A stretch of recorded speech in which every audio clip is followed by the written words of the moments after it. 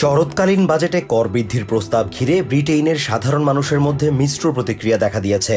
বুধবার দেশটির পার্লামেন্টে বাজেট উত্থাপন করেন অর্থমন্ত্রী রেচেল রিভস। এদিকে কর বৃদ্ধির কারণ হিসেবে জনকল্যাণ খাতে বরাদ্দ বৃদ্ধির বিষয়টিকে উল্লেখ করেছেন Reeves.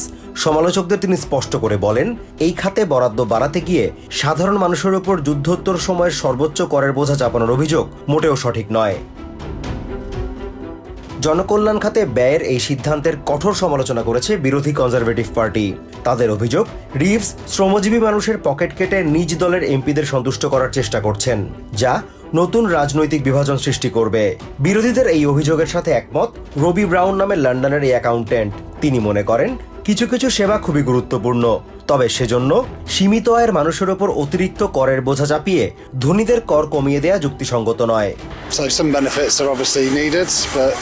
There comes a point where you're overtaxing people who work and giving too much to people who don't. So no, I don't agree with that. তবে ইমা হিগাম নামে এই ডিজাইনার ব্রাউনের সাথে পুরোপুরি দ্বিমত পোষণ করেন। তিনি মনে করেন, বাড়তি সেবা পেতে হলে বাড়তি কর দিতে হবে, যা খুবই স্বাভাবিক বিষয়। পাশাপাশি শুধুমাত্র প্রথম 2 সন্তানকে ভাতা দেওয়ার নীতি প্রত্যাহারের সিদ্ধান্তের প্রশংসাও করেন তিনি।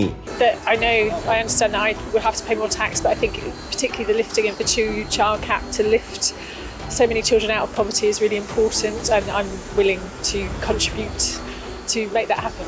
হিগাম মনে করেন, লেবার সরকার দেশের অর্থনীতি পুনরুদ্ধারের চেষ্টা করছে এবং এই ক্ষেত্রে তাদের কিছু সময় দেয়া জরুরি।